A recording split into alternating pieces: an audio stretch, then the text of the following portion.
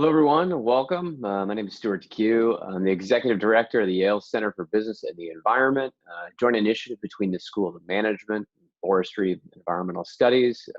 Welcome. We're thrilled you're admitted to the School of Forestry and Environmental Studies. Really looking forward to talking with you a bit in the next 15 minutes about the work of the center, how it connects at the school, how we work with students, alumni, staff, and faculty, and the ways that you can get engaged and involved. First, just a little bit about myself to give you a sense of who you're talking to here. I've been in this role for 9 years, and before that I was a student between the School of Management and the School of Forestry and Environmental Studies. So I graduated from the joint degree program in 2011. But prior to that, I worked in a whole range of different industries and sectors, everything from running NGO campaigns on clean water for the Sierra Club, to working on a presidential campaign for Bill Bradley way back in the day, to working on Capitol Hill for Nancy Pelosi, to teaching civics and government for the Close-Up Foundation, to serving as a Peace Corps volunteer in Paraguay doing municipal services development. The last 12 years at Yale have been some of the most fulfilling and satisfying of my life. It's an amazing group of people to be around, an incredibly dynamic and interesting group that's always just charged with new ideas and opportunities and ways of considering the challenges that we face. And so really looking forward to exploring what that looks like on our side with you and how you all can get engaged and involved in it. So first, Yale has always been just at this leading edge of practice and thought. First forestry school established in the United States where people were considering how to preserve natural resources for future generations. First joint degree program where they listened to students and saw that after the School of Management was founded in the late 70s, students walked around and knocked on doors and said, we need to be able to create a joint program because leaders for business and society at School of Management and the leadership for stewarding and protecting natural resources for future generations is deeply aligned. And then the kind of listening to and responding to the needs of alumni and faculty and students who said, we need a rallying point, a convening area, a center on campus that represents and demonstrates all these diverse interests that we have between the two schools and more broadly across the university. And so CBEY, as it's known, was established in 2006 to connect all those elements. And really, as you see on this slide, that interdisciplinarity and that appreciation for different perspectives and approaches and ways of kind of understanding the shape of problems and trying to solve them is really what is the basis of our work and in our DNA. Our mission is to educate and inspire interdisciplinary leaders through pioneering business solutions to systemic environmental problems. And I'm going to get into what that looks like, but it really comes with a number of elements. One is this kind of appreciation of people who come and see they only have a small part of the solution and they need to figure out how to trust and appreciate the perspectives of others and how the jigsaw puzzle or the pieces of jigsaw puzzle that they have fit together to be able to understand the shape of a complex problem and try to solve it. And it requires the ability to kind of be a global thinker and think about things with the many different cascading elements and aspects of a problem or a solution. And so we really focus on that from where do we operationalize things? Where do we kind of put out harness the intellectual capability of the university and put it out to problem solving in the world that we engage students in? We like to have our work guided by these kind of 4 values and areas of where we're seeing beyond the kind of boundaries and disciplines that we set up and look at the solutions. We're really seeing beyond the current business models and thinking about where students and others can develop the really innovative approaches that value social and environmental issues equally to economic considerations and enhance communities and the ecological values that are around us. Where do we reimagine and reconsider the financial markets, and how do we change so that the plumbing of our financial system directs more money towards sustainable investment or better environmental or social outcomes rather than things that are extractive? And where do we do that in these active networks and learning communities where these these really highly engaged, deep networks of people sharing information and expertise can be critical for solving some of these challenges. By the numbers, what does that look like? We have a ton of events going on campus on an annual basis. So students engaging in small groups, larger conferences, big events with global leaders and thinkers, online webinars then as well for people outside of the university or a professional audience where folks are getting engaged in clean energy finance or ecosystem services or thinking about trends in employment. Some of those were going on in the next couple of weeks, awarding funding to students who are really challenging and providing new approaches on how do we develop and create business models that will hopefully change the future course of some of our economic systems, and really reaching out to working professionals right now with information developed in large part by the students on campus to give people actionable information they can use today, because the timescales that we have to solve the challenges that we're facing need to be a kind of an intergenerational bridge. It's the people on campus supporting the people in the working field, the people in the working field supporting people who are on campus, all targeted toward these broader changes that we're looking at. And really interesting applied research where you can do leading research on campus, and I'll talk about this a bit, that also has meaningful and deep impacts in the world, where we've had a research project going on for about 7 years with Ken Gillingham, a professor at the School of Forestry and Environmental Studies, that's led to over 2,500 installations of solar in the state of Connecticut. Our work is guided by kind of 3 key elements, this really interesting blend of faculty and staff that work together.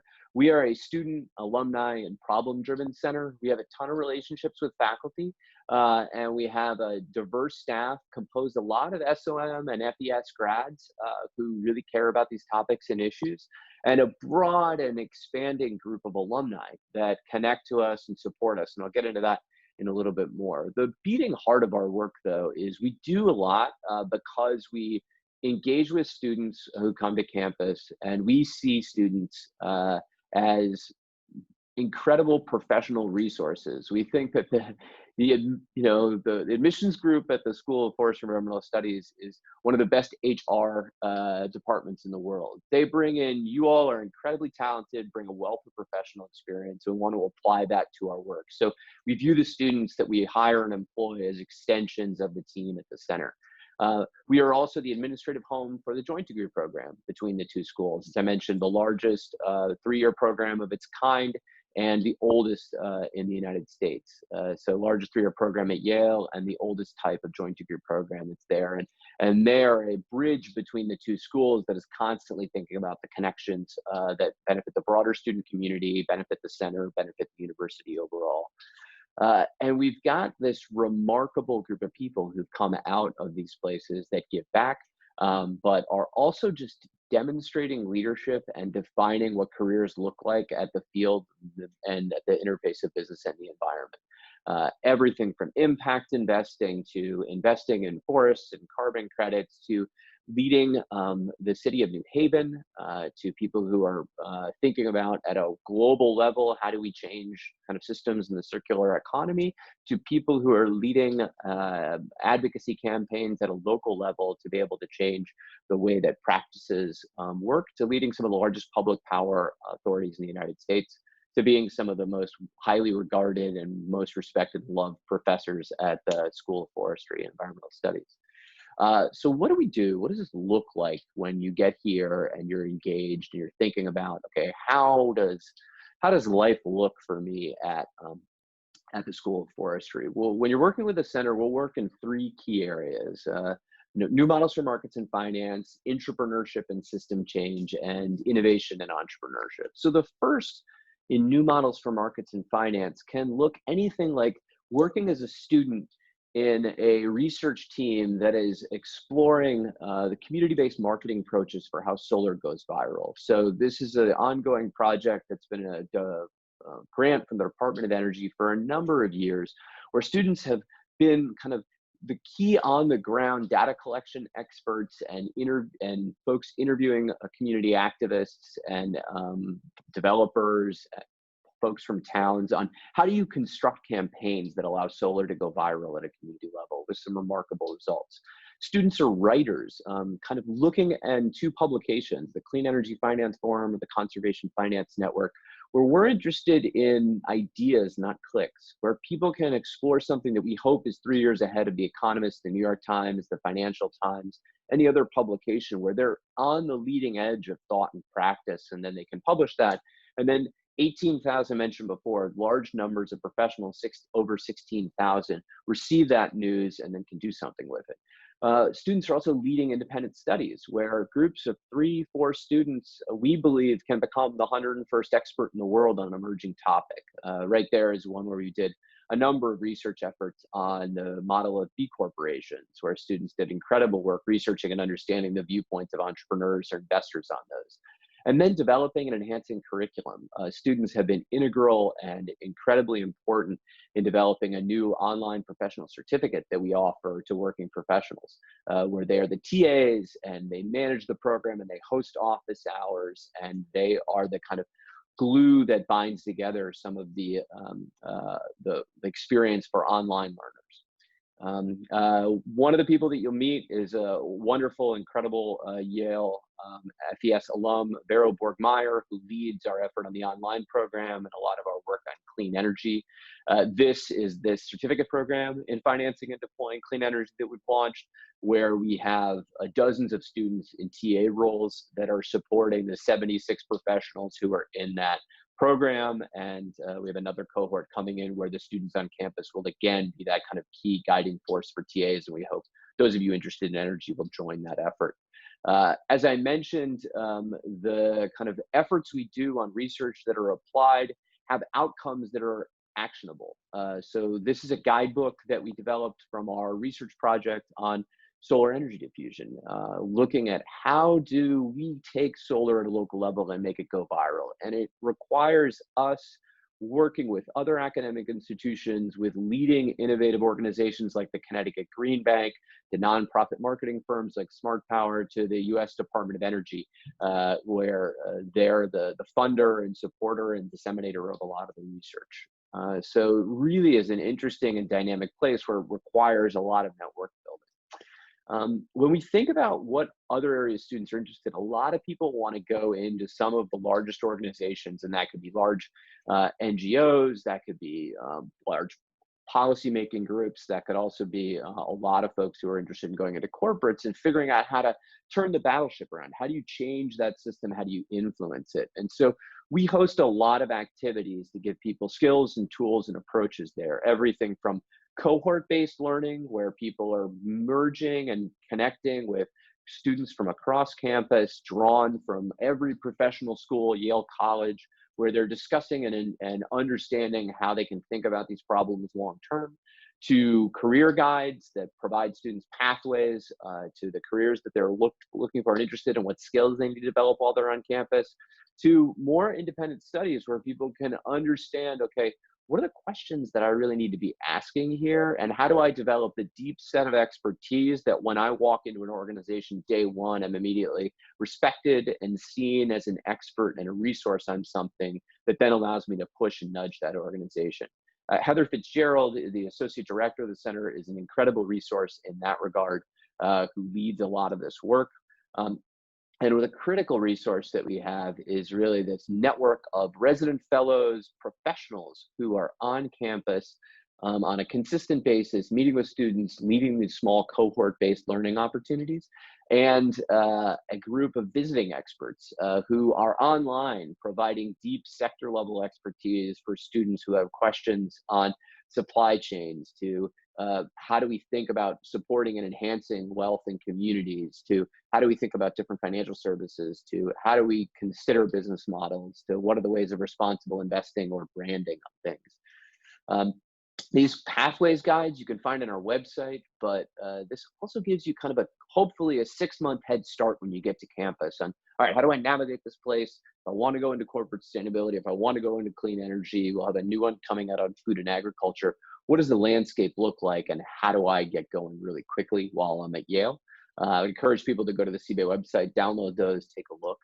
And then, at the end of your time, that would be something you look at the beginning, but at the end, we see people producing this remarkable work on at a professional level that a lot of people see on the outside, respond to, consider, and that's everything from where do we think about new approaches to farming, to offshore wind, to how do we change the response to disaster recovery so that we make more resilient communities following some of the challenging events that we've seen in past years.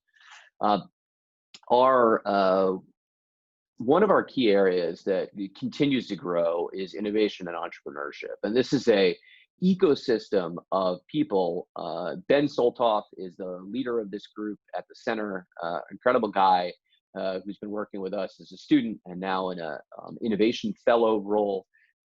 He provides the glue between a lot of the different innovation centers across Yale for CBEY. We connect every 6 weeks with these groups of people.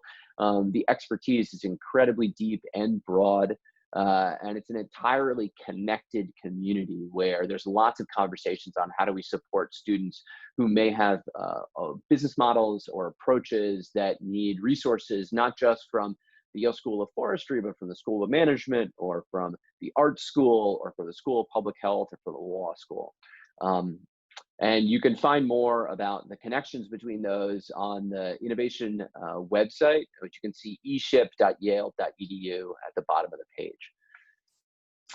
We have a specific focus this year that Ben has developed on looking at early stage financing innovation, particularly around how do we think about financing innovation for climate change. So this is where we'll pick themes on a yearly basis and explore those in depth through intensives, co-curricular activities where people can do it with a cohort of interdisciplinary folks from around campus to try to chew on and figure out how they would approach a problem, to independent studies where they would focus on these in depth if they have a little bit more experience, to connecting to networks more broadly of people who are interested in this type of topic. As you come into campus, you'll see lots of opportunities for funding if you are an innovator or an entrepreneur at an early stage, from climate change seed innovation grants in the fall of a smaller amount to seed stage venture grants that are later in the fall for 2 winners that are a larger amount, to a larger business planning competition that happens at the end of the year with one winner take all prize of a much larger amount. And this really, we hope, get a lot of people in the pipeline thinking about how do they develop businesses, how do they develop new models that engage. The climate change seed innovation grants are open to for-profit and nonprofit models, and the latter 2 are open to businesses that are for-profit. We then have in innovation entrepreneurship, if you're just getting started, so many different ways that you can consider how do you build up skills in this space, how do you think about the ways that you want to approach problems, how do you support your classmates who are going through that problem solving effort, ways that you can think about creative approaches to addressing questions that are posed from external clients and others. How do you think about the design thinking process to be able to gain skills, and where do we develop ways of chewing on or considering problems? And we are driven by your engagement and activity, and we require your kind of passion and your intellect, your curiosity, and your humility. And that looks like, you can see what that looks like on our website. You can read our weekly newsletter to see the opportunities that are there.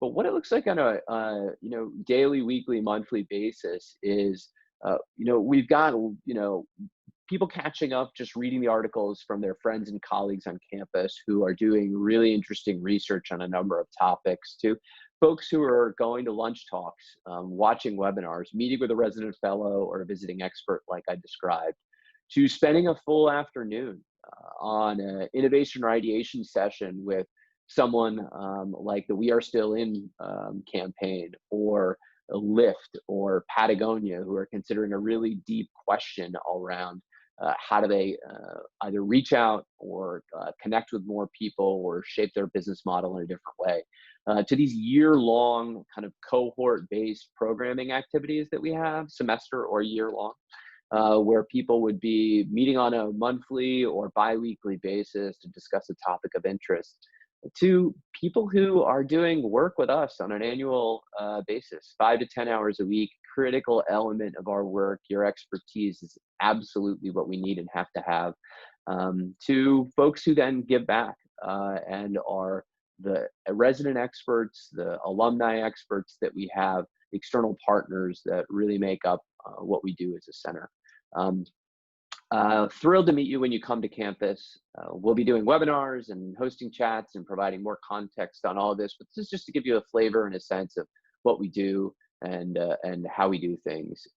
This is a strange time for everybody. Recording this from my house, and rather be doing this in person with you all, and we'll do it in September. And the only constant that we have in many ways is change. The group of people who've come to the School of Forestry in the past are some of the most adaptive, creative,